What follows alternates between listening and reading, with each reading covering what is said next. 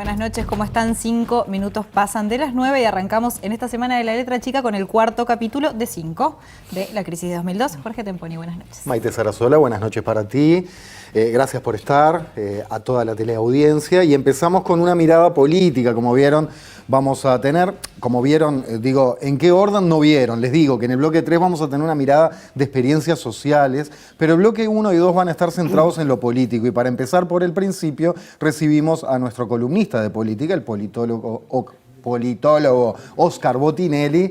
Gracias, Oscar, por estar. Bienvenido. Cómo no, un gusto. Entre tensiones y acuerdos, entre coalición y oposición, ¿cómo dirías, en rasgos muy generales para arrancar, que funcionó el sistema político uruguayo en la crisis 2002? Bueno, aclaremos. Al hablar de crisis hay que marcar bien periodos. Uno es lo que ocurrió. Crisis en general estamos llamando, como síntesis muchas veces, a esa semana del cierre de los bancos, ¿no?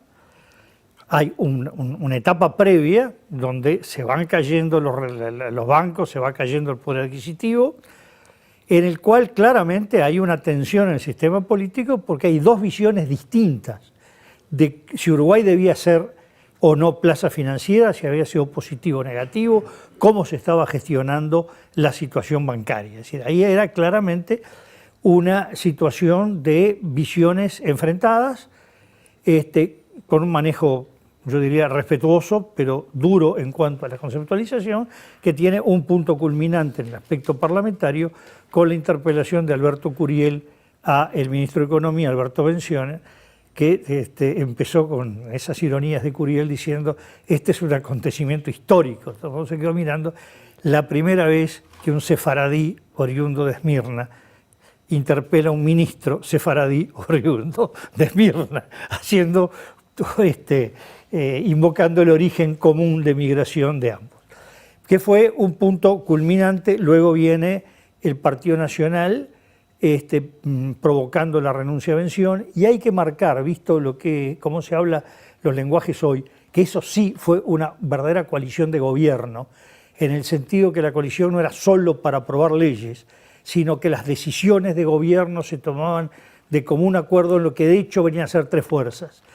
La mitad del Partido Colorado encabezada por el presidente de la República, Jorge Valle, la otra mitad del Partido Colorado encabezada por el expresidente Julio María Sanguinetti y el Partido Nacional encabezado por Luis Alberto Lacalle, al punto que el que renunciara al ministro de Economía y quién se lo sustituía y con qué perfil fue un acuerdo de los tres, no una decisión del presidente comunicada a los otros socios. Eso fue una coalición de gobierno. Que ahí es un primer paso muy importante, porque resisten presiones internacionales que fuera un ministro técnico, resisten otras presiones internacionales desde el punto de vista económico, que no es mi tema, pero van por el camino que hay que buscar un hombre esencialmente político de diálogo, y de diálogo dentro del sistema político, respetado por todo el sistema político, y de diálogo social. Hay una cosa que uno recuerda que Echeverri apenas asume, llama a los dirigentes del PIT-CNT y de AEU, que era el gremio clave en una crisis bancaria, a decirle: muchachos, soy el de siempre, las puertas de mi despacho siguen abiertas como siempre. Es decir, ya se marca ahí que el camino que el propio gobierno impulsa es busquemos una solución de diálogo y no de enfrentamiento cuando se venía con visiones distintas. Luego viene la etapa post-acuerdo, después que se reabren los bancos, donde vuelven las diferencias entre gobierno y oposición, particularmente en la forma de reprogramación de la deuda externa. Vamos a centrarnos en esa semana clave.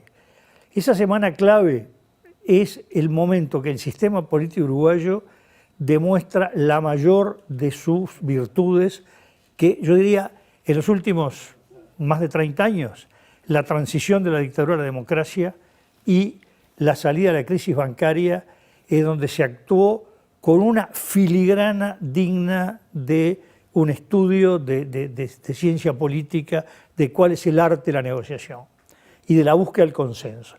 Consenso, y muchos no lo entienden, y mucho menos hoy, no quiere decir que todos están de acuerdo con todas y cada una de las soluciones, sino que todos tienen el espíritu de buscar aproximar las posiciones al límite de lo posible. ¿Por qué? porque cada partido representa ideas diferentes, representa sectores sociales distintos, intereses distintos. Entonces, ¿cuál es el límite al cual cada uno puede llegar? ¿Qué es lo que puede transar para lograr un mayor acercamiento? E incluso yo diría, la mayor filigrana estuvo en esto. El Frente Amplio no podía ir más allá de lo que fue y aceptar la ley tal cual era. Sí, el gobierno aceptó sacar mucha cosa de la ley que era absolutamente impotable para el Frente Amplio, o para el PIT-CNT, el movimiento sindical o AEU. Pero sí cosas que la oposición, el movimiento sindical decía, bueno, esto no nos gusta, nosotros no lo haríamos, pero bueno, háganla, ¿no? Permitimos que la hagan para que esto salga adelante en función un poco de la concepción del oficialismo, pero con una tolerancia que permitía que esto se llevara adelante. Entonces, ese juego de acordar lo que puedo dar y no puedo dar, hasta dónde llego, hasta dónde no llego, posibilitó una salida que no hubiera sido posible. Recordemos como escenario de espejo que en ese momento, sigamos, 6, 8 meses atrás, Argentina había vivido una situación igual que la nuestra, muchos consideran que es la causa de la nuestra, donde cambió 5 veces el presidente, hubo 5 presidentes en menos de 3 semanas. El elegido en octubre del 99 de la Rúa, el que quedó después para hacer la transición, que fue Duhalde, y en el medio 3 presidentes interinos. Hubo manifestaciones callejeras con muertos en la calle a consecuencia de la represión, asaltos a supermercados, asaltos a bancos, rotura de vidrieras, es decir, fue un caos generalizado. Y lo que hubo acuerdo, el primer acuerdo acá, es acá no puede pasar lo que pasó en Argentina. Acá hay que salir en paz en los procedimientos, en paz en las consecuencias. Por supuesto, con muy duras consecuencias sociales, no hay ninguna duda, pero sin esa violencia que en algún momento amenazó con estallar en la semana, gente que hizo asaltos a supermercados, alguna salida de algún dirigente político que dio la impresión que habilitaba esos asaltos a mercados, pero que luego se calma, sobre todo el Frente Amplio. En ese momento la real conducción política queda más que nada en manos de Daniel Astori, Alberto Curiel y Reinaldo Gargano, dichos por orden alfabético, que llevan adelante la conducción política del Frente Amplio. Óscar, en ese sentido usted hablaba de punto culminante con la interpelación de Curiel a Bención, y justamente hoy hablamos con Curiel. Vamos a repasar lo que nos decía sobre esta interpelación y ya seguimos.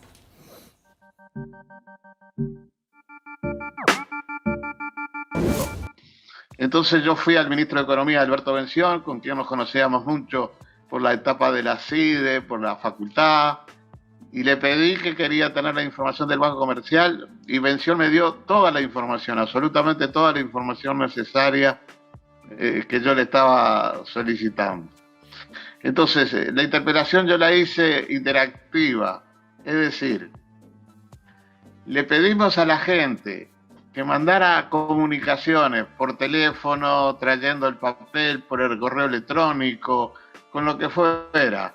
Y recibimos en 3 días 1.300 comunicaciones, donde la gente me pedía que yo le dijera determinadas cosas al ministro, que le pidiera determinadas cosas al ministro, y así sucesivamente. Era muy difícil hacer una interpelación en ese momento, sobre todo porque se podía afectar la fuga de capitales, que ya se estaba dando en ese momento. Entonces, la interpelación es una interpelación difícil, que en ese momento la bancada del Senado resuelve hacer una interpelación, y la bancada del Senado decide que sea yo quien interpele a Bención. Entonces, desde ese punto de vista, yo tenía determinada información que no estaba dispuesto, y se lo dije a la bancada, que no estaba dispuesto a ejercerla, a utilizarla, porque tenía temor de que se afectaran las instituciones, de que se multiplicara la fuga de capitales. Y antes que nada estaba el Uruguay. Yo podía hacer una crítica al gobierno, afectar al gobierno con mis críticas, cosa que lo hice, pero con mucho cuidado. Bien, ahí escuchábamos a Curiel decir justamente esa forma que tuvieron los políticos, la sociedad civil, los sindicatos de priorizar un consenso y un acuerdo por sobre otro tipo de soluciones o cosas que habían pasado en otros países, por ejemplo. Sí, en general uno ha visto, bueno, primero en estos días, cuando se recuerda la crisis, uno ve críticas de personas que no entienden lo que pasó o no la vivieron, y sobre todo con el clima de crispación que hay hoy, ¿no? Las críticas mayores que hubo en aquel momento se vivieron sobre todo de gente muy aferrada al liberalismo económico, que consideró negativa la salida por lo que consideró el alto costo que hubo en cuanto a mantenimiento, puestos de trabajo en el gremio bancario, la forma de respetar los depósitos, se reprogramaron los depósitos del Banco República y del Banco Comercial, los del Banco República y de los bancos privados, los del Banco República a una tasa de interés muy alta incluso, tanto que mientras en Argentina la gente protestaba porque le reprogramaban los depósitos, acá la gente empezó a protestar cuando le decían se termina la reprogramación. Decía, no, me conviene seguir cobrando la reprogramación porque me pagan más. Entonces, claro, eso tuvo un costo para el país, que en un análisis muy frío del libre mercado fue un costo mayor de lo que desde ese ángulo se podía dar. El gobierno defendió, frente a sus críticos, que ese era el costo para haber tenido una salida en paz, y que lo que no tenían en cuenta los que hacían esas cuentas es que era muy fácil hacer las cuentas matemáticas, pero esas cuentas matemáticas no resistían una conmoción social fenomenal que hubiera significado no haber hecho esa salida, y haberla hecho además con el aporte del movimiento sindical y la actitud de colaboración y entendimiento de la oposición. Y una cosa que comentamos hace un par de años, una ley de urgente consideración verdadera fue esa, que no tuvo que aplicarse el artículo de la Constitución. La ley se termina de redactar en la madrugada del viernes al sábado. Empieza a tratarse y entre el sábado y el domingo lo aprueban las dos cámaras, lo promulga el Poder Ejecutivo y se publica en el Diario Oficial. Es decir, cuando las cosas son de verdad urgentes, no se necesita ninguna declaratoria de urgente consideración, ¿no? La urgencia está dada por sí solo y por la forma en que los actores políticos se mueven, porque cuando el Poder Ejecutivo envía el proyecto de ley al Parlamento, no se lo envió a ver si había votos. Ya estaban los votos porque eso ya había sido conversado dentro de todo el Partido Colorado y el Partido Nacional. Y había sido producto de la conversación con el Frente Amplio que había marcado lo que no aceptaba, pero toleraba, de lo que consideraba que debía quedar afuera, ¿no? Es decir, fue muy fina toda esa negociación. Realmente fue un momento estelar de toda la dirigencia política, del Partido Nacional, Partido Colorado, del Partido Nuevo Espacio y del Frente Amplio, que participaron de esa salida, ¿no? En cuanto a ese surcir, en cuanto a ese conciliar, mencionabas la figura de Alejandro Achugarri, vemos qué nos decía al respecto Alberto Curiel.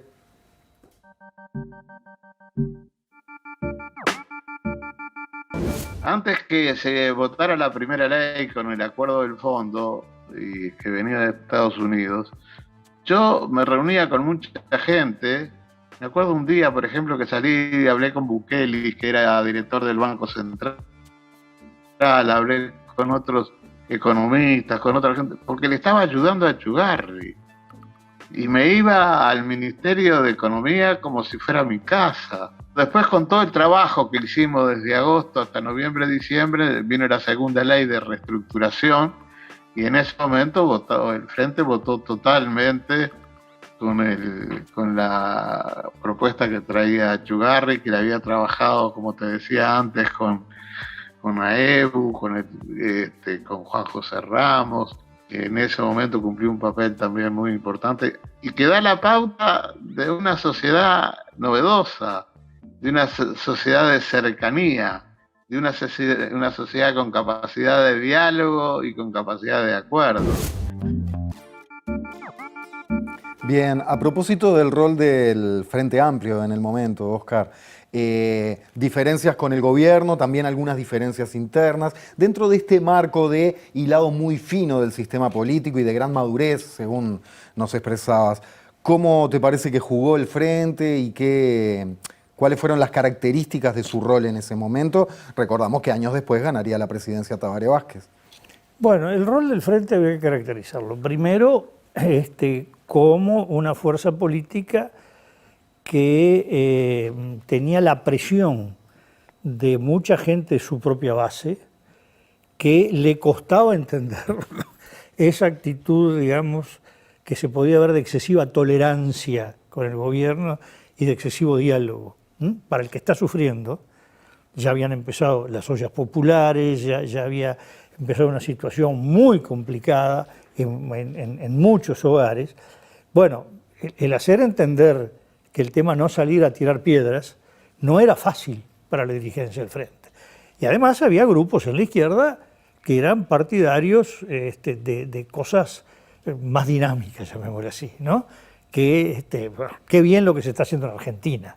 Entonces, el discurso de poner tranquilidad, paz, miren que esta es la salida, miren que no hay que ir por cosas que puedan llevar a la violencia, miren que el diálogo no es entregar cosas, sino conseguir cosas, fue un trabajo muy fino que también tuvo que hacer la dirigencia del Frente Amplio ya a un nivel más grande, no solo los parlamentarios, sino parlamentarios, cuadros, militantes, de comprender y transmitir a la gente. Cuando digo el Frente Amplio, te digo a la izquierda en general, porque también el papel que tuvieron que cumplir los sindicatos en esa labor de transmitir a la gente en sus fábricas, en sus lugares de trabajo, qué es lo que se estaba haciendo, fue muy necesario, casi imprescindible, para que hubiera una aceptación social, que no fuera una solución entre cuatro paredes en el Palacio Legislativo y después la gente dijera nos traicionaron. Porque ese es otro riesgo de este tipo de salida, que la gente se considere traicionada por sus dirigencias, que la gente se sienta que la dirigencia lo respetó, es porque es una dirigencia y entendió sus demandas y entendió sus necesidades, es porque hubo un trabajo de hacer entender eso, ¿no? Es una labor de conducción en el sentido más puro del término, que es marcar un camino, llevar adelante el camino, saber transmitirlo, comunicarlo y convencer a la gente, ¿no? Por eso creo que fue un momento del sistema político y del Frente Amplio realmente extraordinario, que yo lo comparo con el de la transición institucional, que tuvo también las mismas características de dificultad interna y externa para lograr la transición de la dictadura al restablecimiento institucional, democrático, y de alguna manera pavimentó lo uno y lo otro, un camino del Frente Amplio que resistió el no haberse desaparecido ante la dictadura, y luego tiene un crecimiento constante, ininterrumpido, y un envión final hacia el 2004. Estamos hablando que la elección es a los 2 años de la crisis, que lo lleva al gobierno en una cosa no repetida, que es el presidente elegido directamente en primera vuelta, sin balotaje, y con una mayoría parlamentaria holgada. Al Frente Amplio le sobró un senador y le sobraron 2 diputados sobre la mayoría parlamentaria en el 2004, lo cual marcó la aceptabilidad que logró en sectores importantes de la sociedad, y sectores que obviamente no lo habían votado el Frente Amplio en 1999, ¿no? Óscar Botinelli, muchísimas gracias.